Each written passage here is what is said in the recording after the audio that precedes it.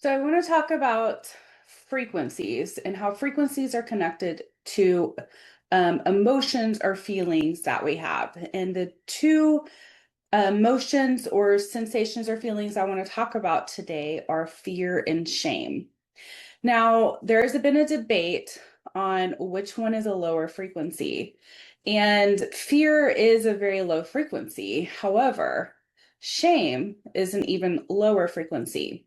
Out of all the emotions and all the feelings that we can have as a human, shame is the most debilitating and the lowest frequency that we can move into. Shame is a inward destruction. Fear allows us to shift and move something when we have the allowance to let fear do that. So let's dive into the difference between fear and shame and why shame is a lower frequency than fear.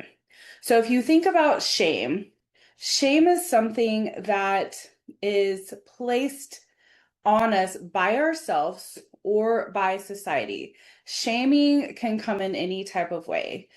We often start to develop shame in early childhood by experiences that we've had with our family or with people around us. And shame can come towards us in any form. It could be about body image, it could be through an abuse that went through, it can come through simply an experience that we had at school. There's so many things that can happen. Like, I can't name everything on one video, but shame comes based on a belief we develop through an event or an interaction that we have had. There's no human or baby or child that comes into this world feeling shame. You don't come to earth and shame. Shame is an emotion and an identity feeling that you absorb as you go through your physical human experience. And in many ways, humans have this idea that maybe shame is a protective mechanism as well. But shame also shuts out the world around us and it shuts off the connection to your own heart. So, shame is one of the densest emotions because it goes towards yourself. I'm bad. I'm unworthy. I need to hide myself. I don't deserve love. Something is wrong with me. So there's sensations and feelings where I am bad. There's something wrong with me. Now, if you look at societal's teachings and where you can find these type of teachings, we often see that even in the church setting. I'm bad. I need to rely on something outside of myself. And if I don't rely on that, then I'm even worse. There's something wrong with me that needs to be fixed. So, in some aspects, what I have come to understand or believe is that society or those who have been in power on earth for quite a while that like to have that power, that feel the greed, enjoy the feeling of repressing other humans, they were capable of creating structures around shame on earth that lowered the frequency of the human consciousness. Because if you believe that you're worthless, if you believe that you're bad, if you begin to hide yourself, if you start to feel like I need to please other people in order to have worth, I shame begins to bring self-sabotaging beliefs and behaviors in your life. And these can be so subtle sometimes. They may not be outward self sabotage, they may not be things that you even think you're doing to harm yourself. We think of addiction and we think of like a major choice that people make, or maybe alcoholism or behaviors that are self-destructive to our physical body. But how many of our thoughts are self-destructive? I know that for myself, if you have heard any of my interviews about what I was like when I was still in religion, I was shaming myself constantly. I always felt like I had no worth. I always felt like I always had to be what other people wanted to be to me to be. And on top of that, I needed to earn my way to heaven. I needed to earn my way into the love of God. I needed to be a good enough. And I can't tell you how many times when I was in the church I accepted Jesus as my savior. I was up at the altar call almost every church service. I got baptized 3 times and I studied the Bible like crazy. So I know that there are a lot of people that are still in religion that will hear this and be like, well, you didn't really know Jesus. I knew Jesus and I still know Jesus. And that is why I know the things I know now, because I have been able to awaken to understand that Jesus didn't teach shame. He did not teach us to give our power away. He did not teach us that we need to rely on him or make him a crutch in our life to have worth. He reflected back to us our worth. He taught us we have the power within. The kingdom of heaven is within you. And manifest and meditate on these things to create a new experience, a new life for yourself.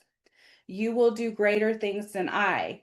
So the reflections of Jesus was never, come rely on me. I have all the answers. You must bow down to me. And if you disobey, if you don't follow me, then I will cast you into an eternal hell of damnation. That in itself is shaming of a human.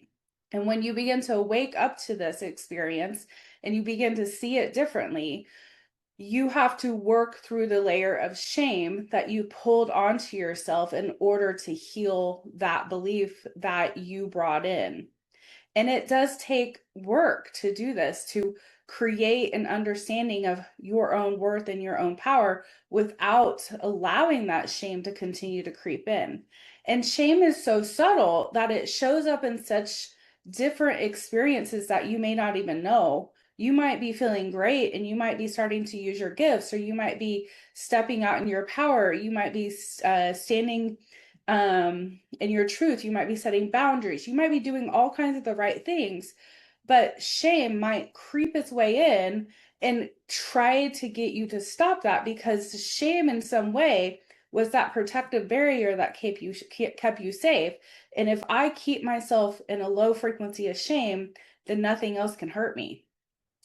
So shame causes us to hide, to people please. It causes addiction, self-sabotage. It even creates this inability to receive love and give love to other people. And love is one of the highest frequencies. So we're not capable of connecting in love with one another. And again, another teaching of Jesus, love one another as you love yourself. So loving yourself is a huge part of being in a higher frequency. Perfectionism comes from shame. I have to do everything perfect or I have no worth. So this can come from early childhood. This can come from parents expecting you to get positive grades all the time, or be the best on the sports team, or you get into a job and you need to outperform everyone. Those things are often driven by some sort of shame. Now, there can be this drive to succeed because you want to succeed, but oftentimes people try really hard to be seen and to have worth because they don't like themselves, and they think if I can convince the world that I have worth, then I will likely feel it myself. So it doesn't mean working hard and going after goals comes from shame. I work hard and I go after goals, but if I'm doing it with the purpose of gaining worth for myself, that is being balanced out with a low frequency of shame, even though there are good things being accomplished.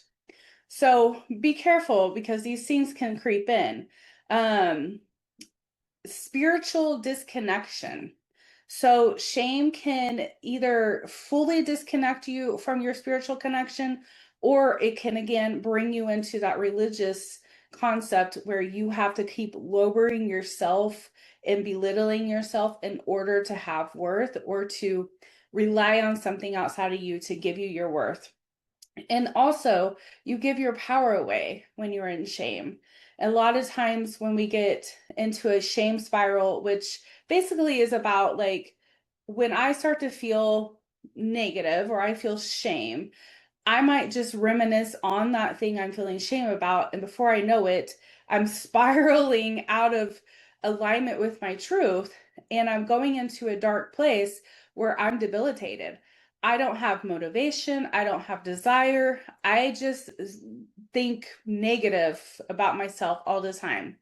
And that can actually cause you to really just kind of have this view of life like, I don't even care anymore. You may quit engaging with people. You may quit taking care of your body. You might start just sleeping all the time. So this can look like depression in some aspects, but even depression is a higher frequency than shame, because sometimes when have depression, they're aware of it and they want to get out of it. There's a feeling of, I want to get out of this.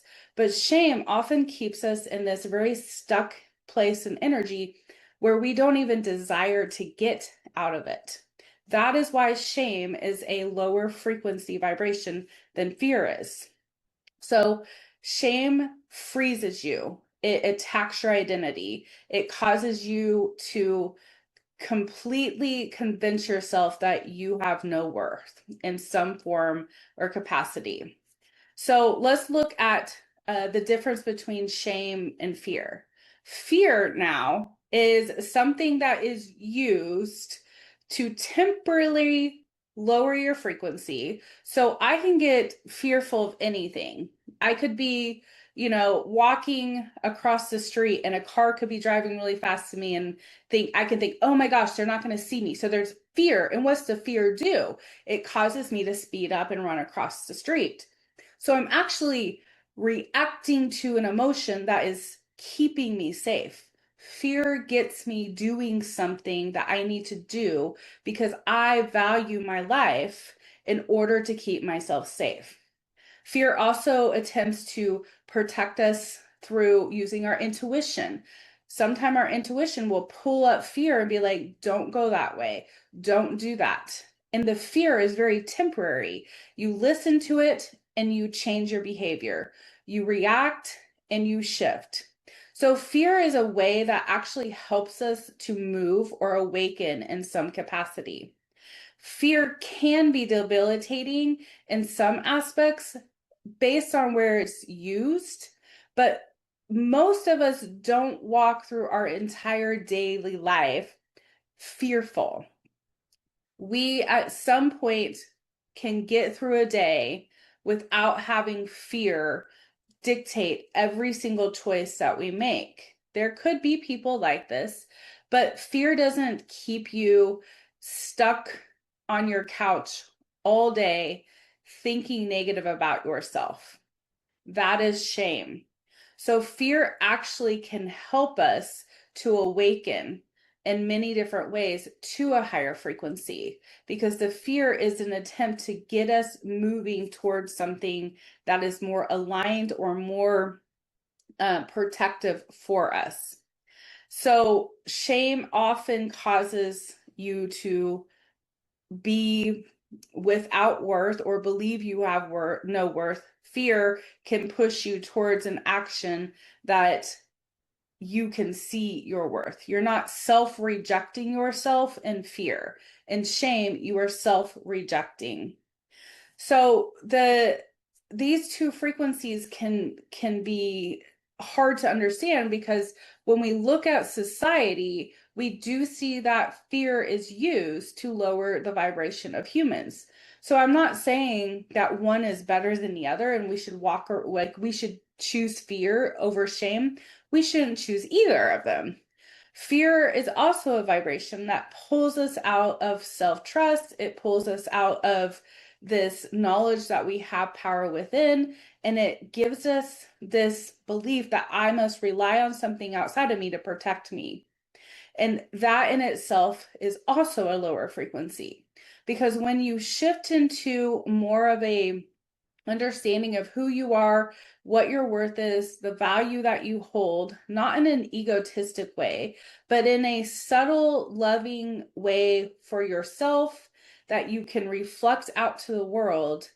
That allows you to be following the love frequency in your heart, and the decisions you begin to make are aligned with love and compassion and empathy for yourself and for the world around you.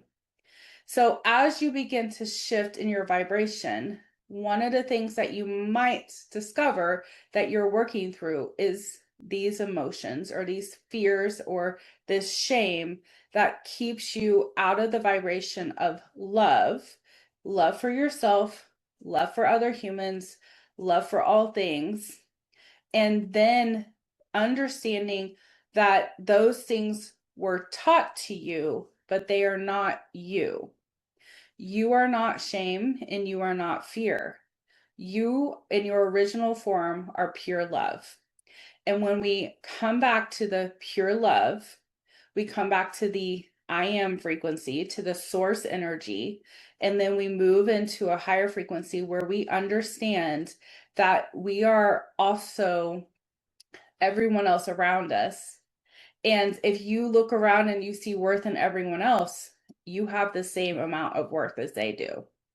One of the things that for myself is I don't put people on pedestals. I don't know celebrities, no master teachers, no people of importance have a place on a pedestal in my life, because I have the understanding and comprehension that once we leave this experience, any role that you play here on earth is wiped away.